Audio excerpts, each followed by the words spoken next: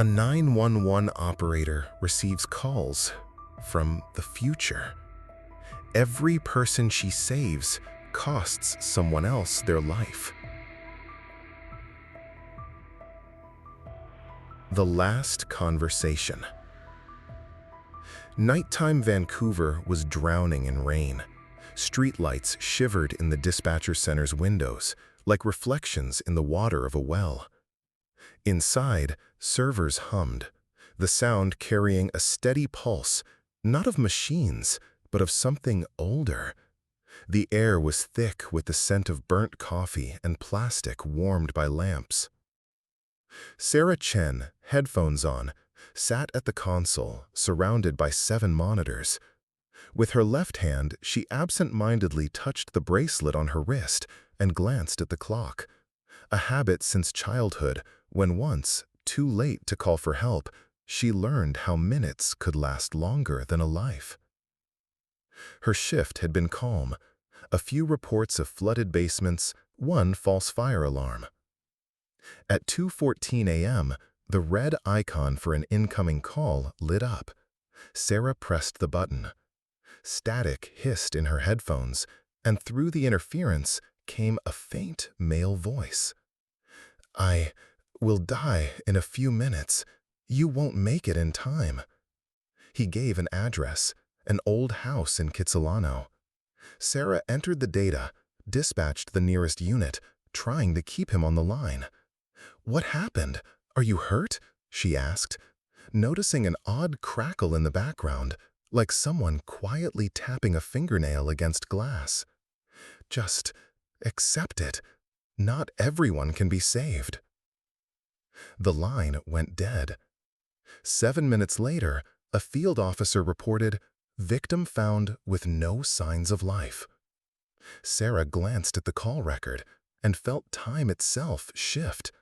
The log marked the incoming call as 2:31, though she had answered at 2:14. The records matched. The call had come from the future. The next evening, at 1:46, it happened again. A woman screamed that someone was following her. The log time once again ran ahead of the real one. Sitting in the dim-lit room, Sarah stared at the blinking indicators, and in the glass reflection, she thought she saw a face pressed to a telephone receiver. At 2:03, another call came through. On the screen, the time 2:19. The line was already calling from the future, and this time, she knew she would pick it up. Sarah began keeping notes in a slim notebook, hiding it in the bottom desk drawer. In the first column, the actual time of the call. In the second, the log time. Each new case confirmed the strange truth. The calls arrived 10-20 minutes before their own record. The third was from the Lions Gate Bridge. At 4:07 a.m., a man reported his car had stalled in mid-span, and he saw a truck barreling toward him. On the screen, future time, 4:19.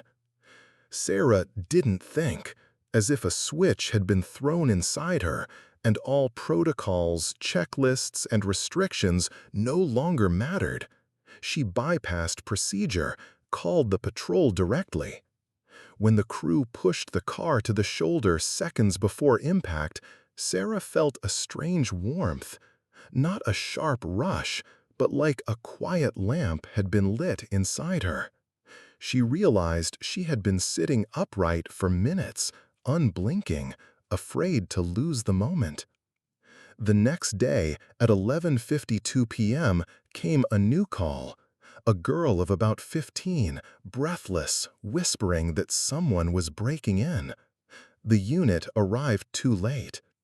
The news later said her name was Leah, and she painted watercolors.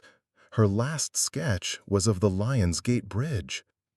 In the smoking room, senior dispatcher Paul, a man with heavy brows and permanent stubble, lazily turned a Rubik's Cube without looking at it. "You know," he said, sipping from a mug reading, "No one dies on my shift." Funny thing, but in this city, the number of daily deaths is about the same, no matter what you do. Those words stuck with Sarah as she walked home. She could no longer simply rejoice at a rescue. Behind every survivor's face, she now saw the shadow of someone who died that same minute.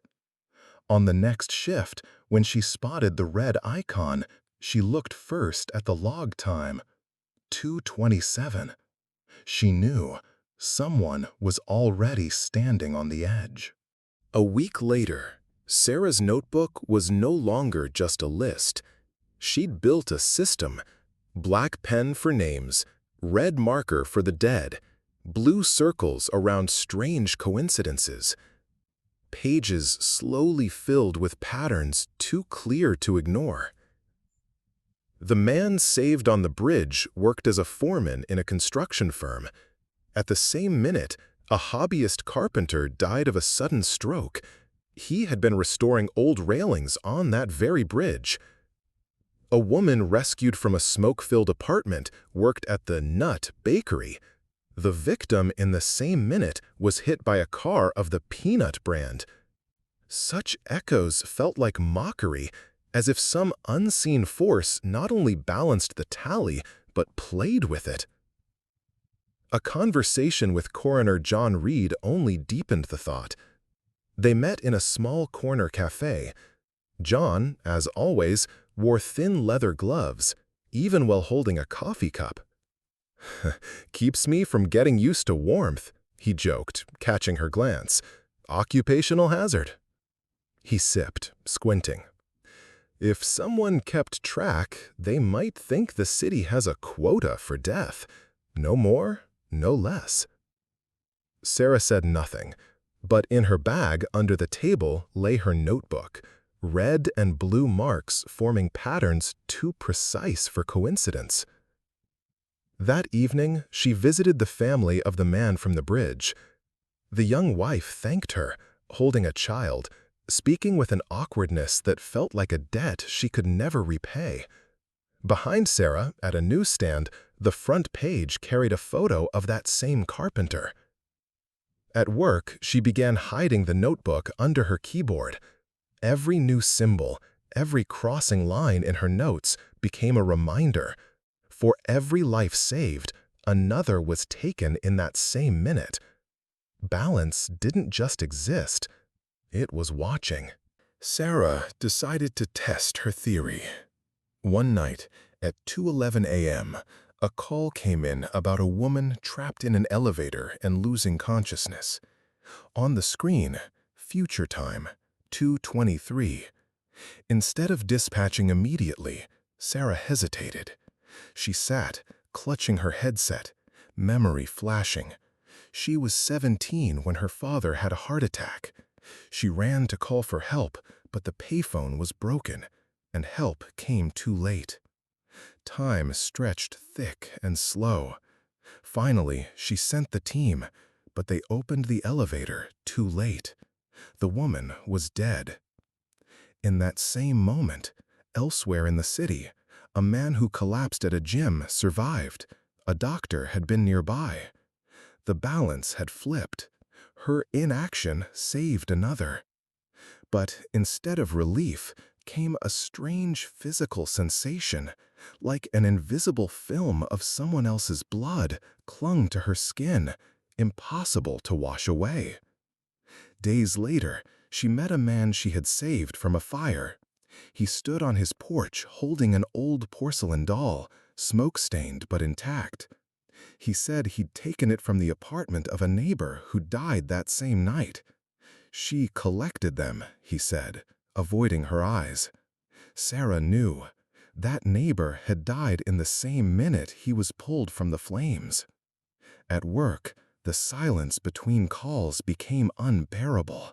She sensed an echo in it, as if after each decision, the air held the shape of a voice for a while, and deep in the black screen shimmered a dark silhouette, still and waiting for her choice. So, when, on another shift, 2 calls rang in at once. A highway accident and a balcony fall, identical log times. Her fingers hovered over the keys. She knew. Whichever line she touched, the other would go dark. And behind that silence, there would always be a face. The night began with thick rain running down the glass in long, crooked lines. Sarah came on shift, feeling as if she carried a soaked coat she could not remove. The notebook, full of red marks, stayed at home, but its pages lived in her mind. At 1:57 a.m., the red icon lit. A man said his car was flooding in an underground parking lot, water rising to the seats. On the screen, future time, 2:08. She was reaching for the button when another signal cut in. A girl of about 10, breathing in gasps. "Daddy fell. He's not waking up." The same log time, 2:08. "It's dark here," said the girl. "It's quiet here," said the man. The voices overlapped, as if reciting the same spell. The system would not allow 2 calls at once. Sarah's shoulders tightened as if struck by icy rain. A memory surfaced. Last winter, she'd read of a man who drowned in an elevator during a flood. He turned out to be the brother of her elderly neighbor, the very woman who might now be among the saved if she chose the man in the parking garage. She chose the girl. The man's voice vanished, cut from the air.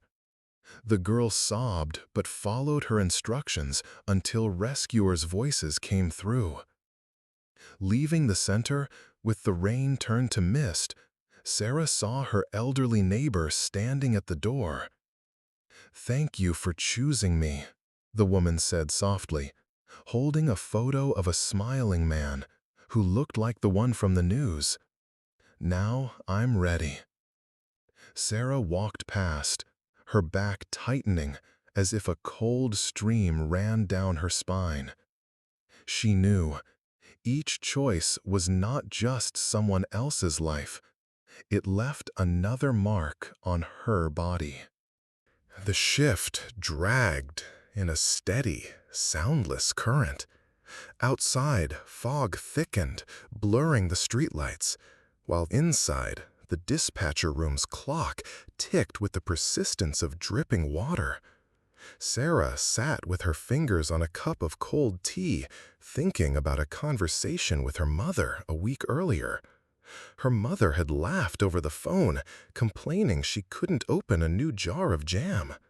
"You're always in a hurry, Sarah," she'd said, "and I still think we have plenty of time." At 2:04 a.m., the red icon lit. Sarah pressed the button and heard her mother's voice. Tired, a bit hoarse, but unmistakable. "Sarah, I'm scared," her mother said. "Something's wrong." On the screen glowed the future time, 2:16. Her palms dampened, but before she could act, the second line signaled. A boy's voice, breathless. "Auntie, help! Daddy's not moving!" The same log time, 2:16. Her mother's breathing was heavy. The boy's voice was trembling. "It's cold here," her mother said. "It's dark here," he said. Sarah knew the system wouldn't take both calls. Even if it did, help couldn't reach both in time. She saw it. Her mother alone in her kitchen, the boy amid overturned furniture and deafening silence. She curled her right hand into a fist and slowly pressed a single button. The click sounded inside her like a bolt slamming on a metal door, leaving someone behind forever. The second line died almost instantly. The voice she'd chosen grew fainter until it disappeared. By the time rescuers returned, she had already removed her headset. The console was empty and cold, like the surface of water after a stone has sunk. At dawn, Sarah wrote her resignation. She knew, if she stayed, she'd have to close that door again, and she had slammed it for the last time. Sarah moved to the outskirts, to a house with a peeling porch and a view of the bay where wind stirred the old pines.